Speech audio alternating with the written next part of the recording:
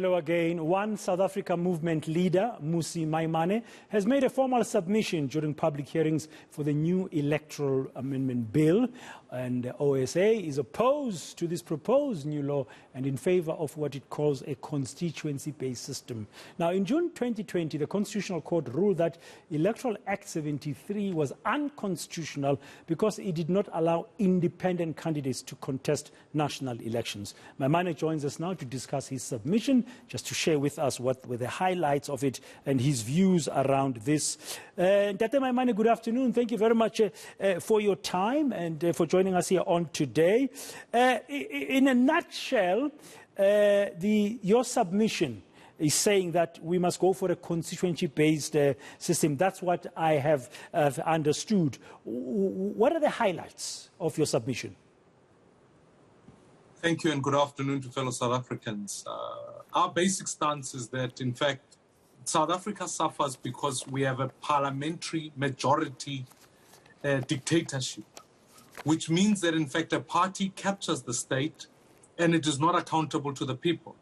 The reason we want a constituency-based model is because, first of all, members of parliament must be reminded that they are elected by the people, that the Constitution, in fact, in section 19.3 highlights the fact for someone to be a public representative, and it doesn't say for a political party to be that.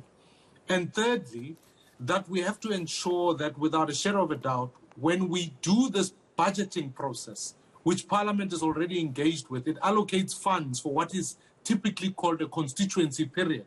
That is already happening as we speak now, that in fact that money must be used not for party political purposes, but in fact to respond to the needs of people. So whether you have an MP who's responsible for Johannesburg, they must respond to the issues of Charlotte Maxeke or whatever the education problems are. If there's an MP responsible for those, citizens know who they go to. So what we feel is that the proposed bill that Parliament has put forward does none of that.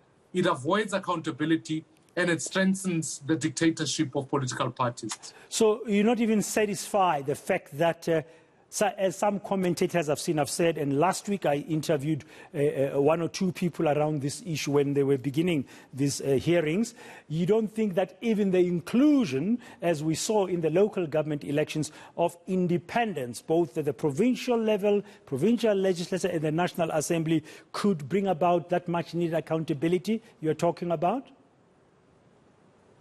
No, I think the way they've done it, so the inclusion, the principle of having people be able to stand independently is one we support. But how the government has done it in the bill that has been proposed is to make sure that only a rich candidate can stand because they're going to make it costly. Secondly, that same candidate cannot qualify for any of the proportional component of the bill, which favors then political parties because they can produce a list of people that citizens don't know and then also benefit from the proportional list. So what we're trying to get to is that, to the point about accountability, let us truly go to task and strengthen it. Let's make it constituency-based so that ultimately people have a direct link. And that's when you strengthen accountability. Because the best example I can show you is the Zondo Commission.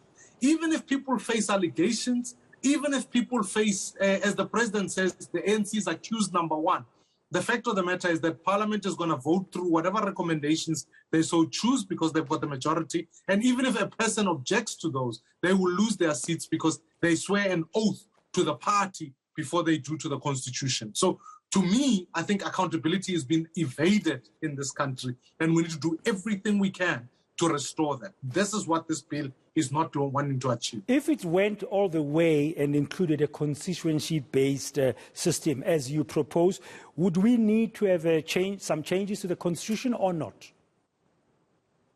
Not at all. In fact, the amendments that we've made, which is a very important point, that the private members' bill that was tabled by Honorable Lekota actually makes a constituency-based model on the table, which arrives at proportionality, as has people like Fansel Slabet, as had people like President Kgalema Motlanthe, without at all amending the Constitution. It only amends the Electoral Act, which means the process we are following now would then be correct, and then you'd end up with a simple majority. But Parliament has failed to present both options to the people. So ultimately, as in the history and the tradition of Parliament, it will pass another bill that will not face that will face constitutional challenges and will not hold up to the constitutional scrutiny. Thank you very much for your time. Mmusi Maimane, the leader of One South Africa movement, expressing himself and sharing with us what was the nub of their submission as part of these public hearings that are going on about the new Electoral Amendment Bill.